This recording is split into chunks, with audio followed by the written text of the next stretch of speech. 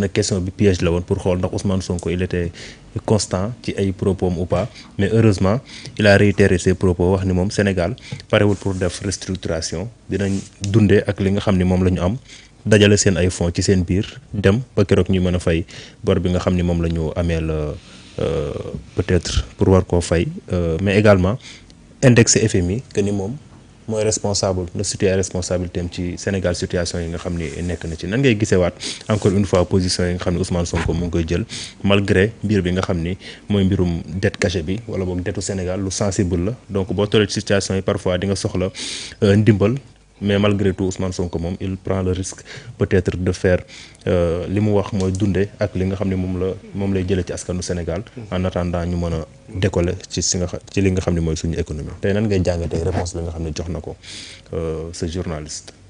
waaw constance rek parce que s'il y a un homme politique bu constant si ses démarches et ses propos c'est Ousmane Sonko.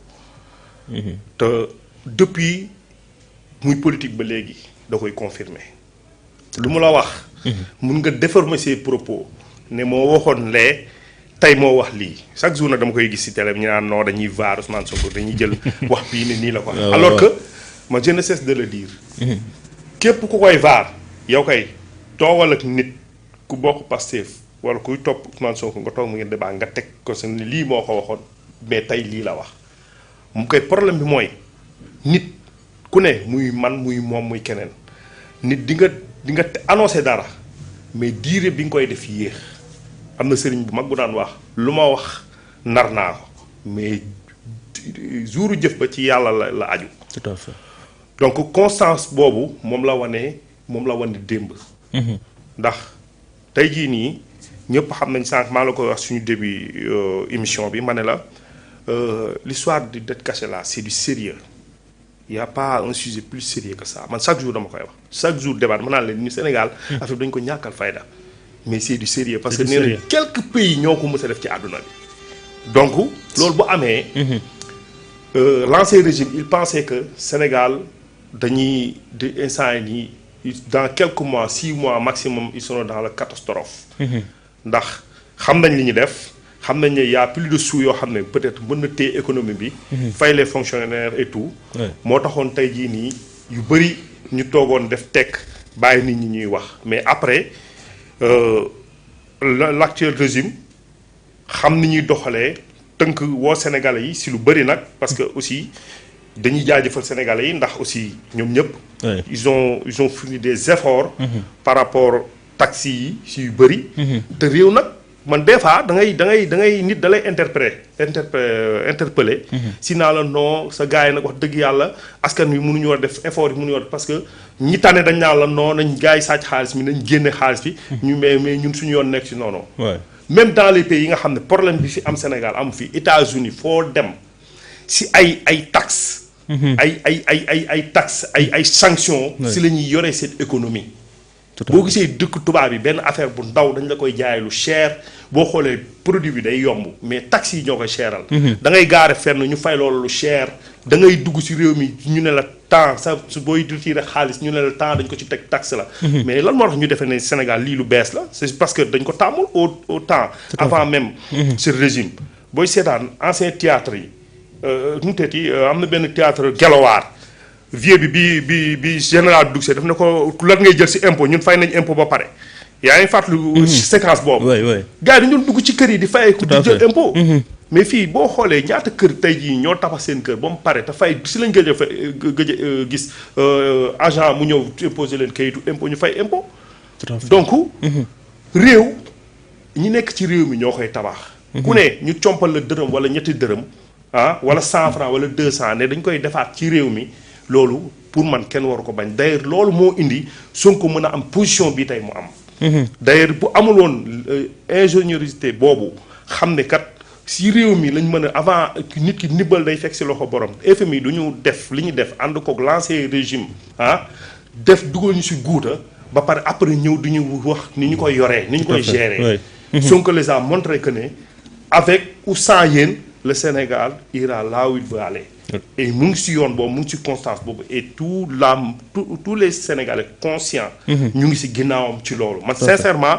j'ai salué cette décision. j'ai salué ces propos ndax tey jii Sénégal ñun on a la capacité wane ne parce que ñu ngi si 2e année que beaucoup de gens pensaient que ne Sénégal tey jii moment bi ñuy wax nii y a des gens yoo xam ne tey jii nii mooy loolu.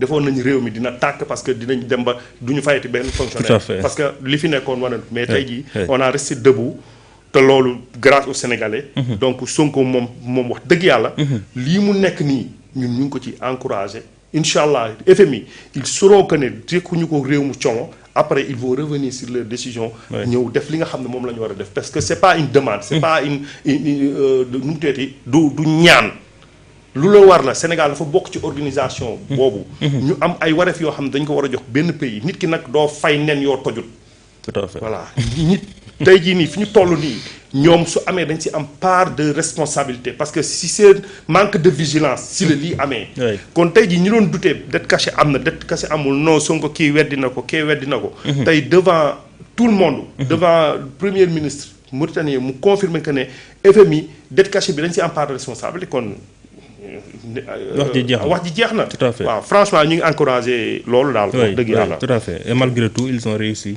à collecter 960 milliards 2026 2027 mën na dem ba 1000 et quelques milliards donc c'est quelque chose donc la réponse d'Ousmane Sonko ci kanamu journaliste boobu mu mel ni rek moom dafa taxaw fi mu taxaw ba tey malgré les risques malgré menaces yi nga xam ni peut-être mën na présenté wu ci nu réew mi di doxe moom Ousmane Sonko il reste constant te gëm ni plan de redressement économique et social bi mu teg mën na réussir te mën na génne Sénégal ci xat-xat yi mu nekk.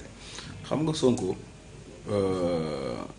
mu sell mi dafa am fu mu bëgg yóbbu Sénégal. Sonko lim ñu diggoon constance ba léegi mi ngi ci. Sonko wàccul yoonam de.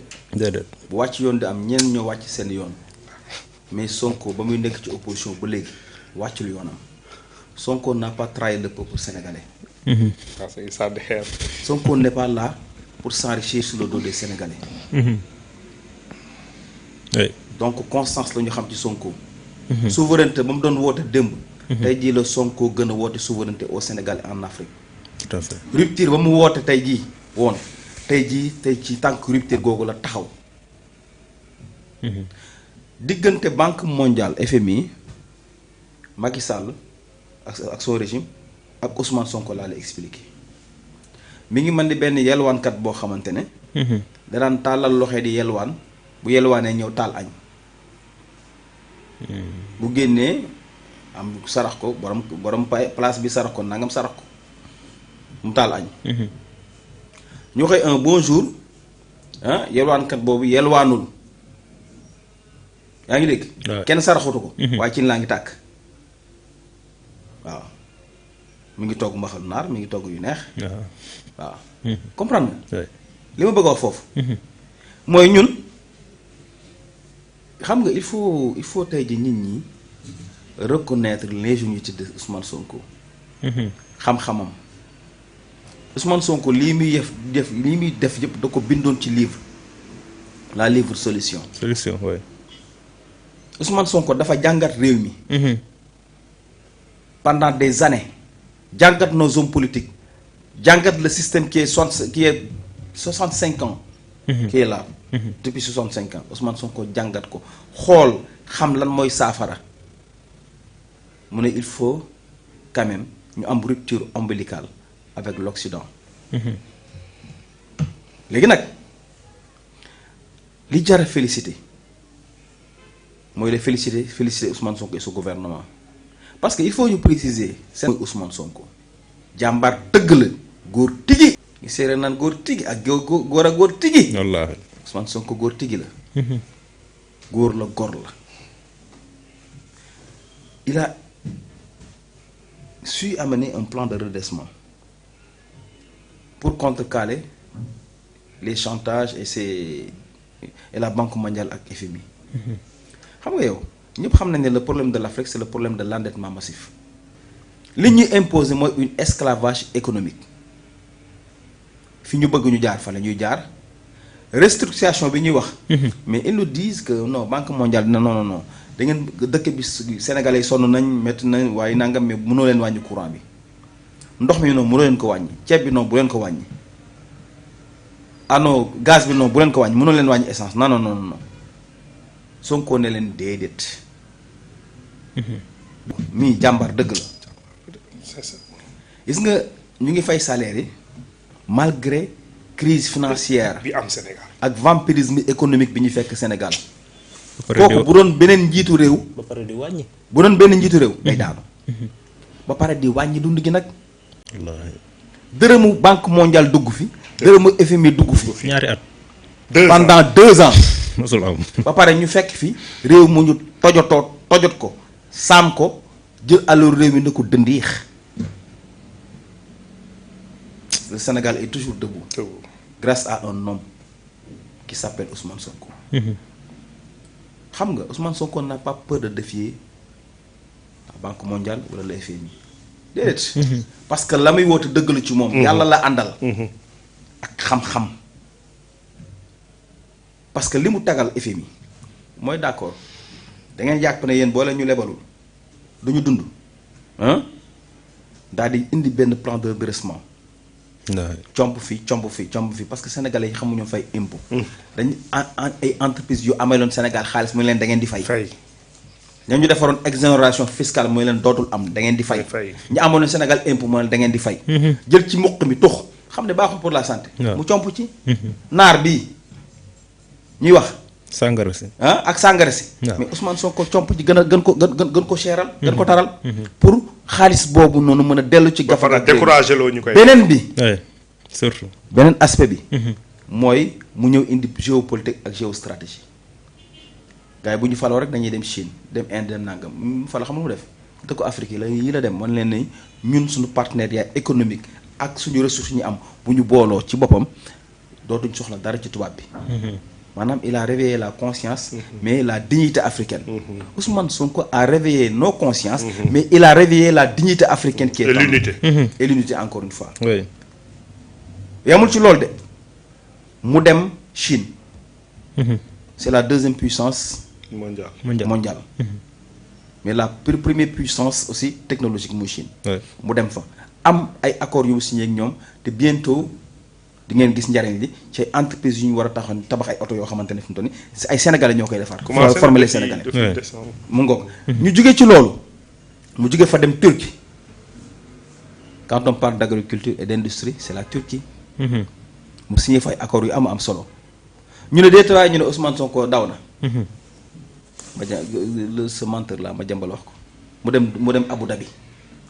ba mu demee Abu Dhabi. dafa tere booy naar bi mais dem récupérer naar bu mag bi. ndi ko tur maanaam je te parle de l'ingéniosité de Ousmane Sonko encore une fois. tout à fait Mass.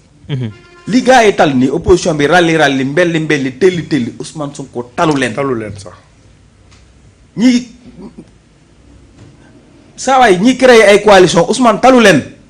mu ngi ci liggéey bi. Ousmane mi ngi ci liggéey bi encore une fois. parce que bu ne nekkee dem ci stade bi seetaan moom mu ngi ci terrain bi. très bien ànd ak Ousmane le premier ministre Mauritanie xam nga nekku ci yooyu sax. d'accord moo tax ma ne la. li mu def ci plan de redressement bi teg ko. encore une fois moo gagneloo Sénégalais yi mais investisseurs yi ñu ne woon mais du ñëw ils vont fuir le Sénégal. on a concocté 1779 milliards. yu jógewul ci banque mondiale jógewul ci FMI. donc ñun mën nañoo dund sans ñoom wala mënuñu dund sans ñoom. mën nañu ko Ousmane Sonko nous a plus de montré 42 accords yoo xam ne l'Afrique c'est signé à Diamniadio. voilà très bien. Ousmane Sonko war nañu ne. ñun war nañu am suñu autonomie demal suñu bopp. li tax muy xeex mooy une souveraineté économique et monétaire.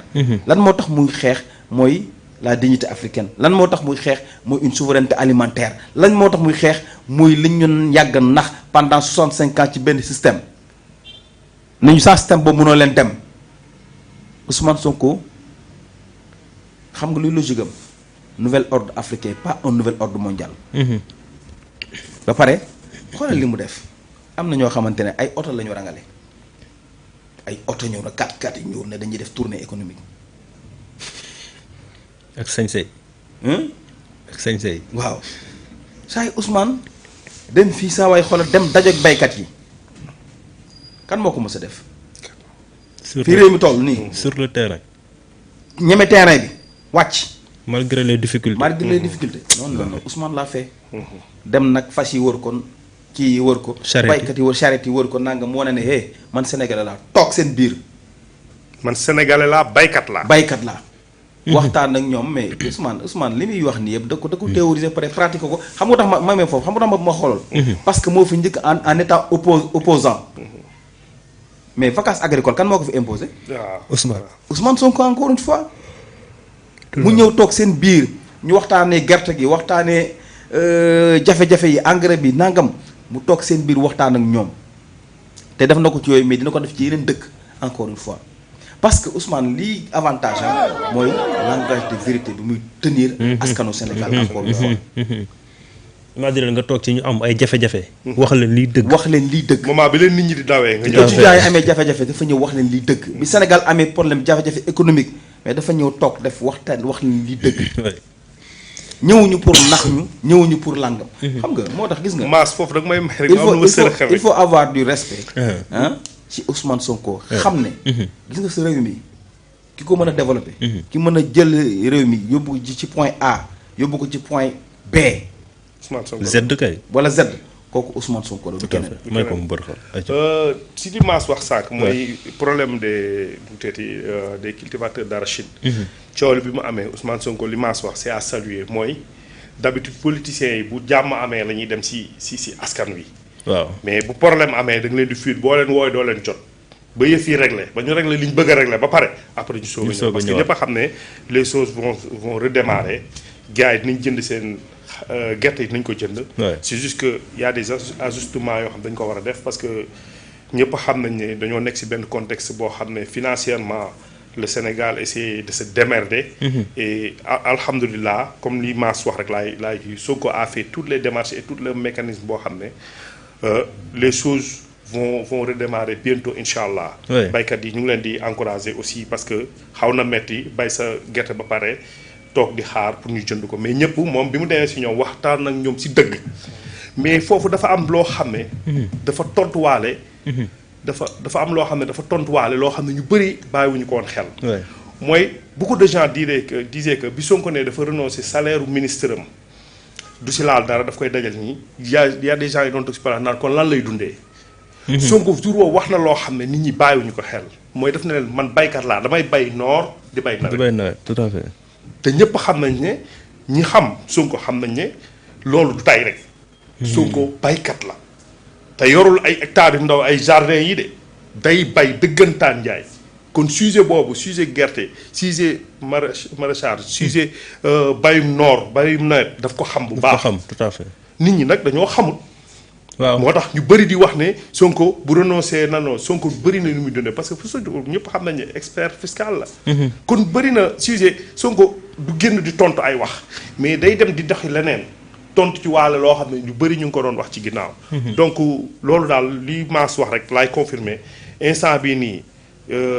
Sénégal mu ngi ci benn lancé tout le monde sait que ne contexte bi nag xaw na metti mais c'est juste que rek benn moment la dafa am ci lu ñu jugee te li baaxoon na réew du si ëpp du réew rek souvent si lépp looy dugg bu njëkkee naqari rek neex moo ci topp loolu yàlla moo bindee noonu àdduna bi neex naqare ci topp naqari neexa ci topp fa inna ma'al usri yusran voilà benn yaa ko wax voilà am na solo Mass donc tëjël ak jafe-jafe oto yi am assemblée nationale donc jamono yi jur na coow ñu bari gis ni El Malick malgré li mu def lu baax moo ko ci tax a jóg ngir député yi nekk foofu mën a am waruwaay boo xam dinañ ko mën a am bu ñuy ñëw mais am na ci ñoo xam ne moom dañ ci opposé wu ku ci mel ni Guy Marius Sagna moom nee na yëgul xamul oto yi nga xam ne moom la leen war a jox keneen ki moom di sa waa ji borom Azer moom mu ngi demandé indemnité ngir ñu jox ko donc mu mel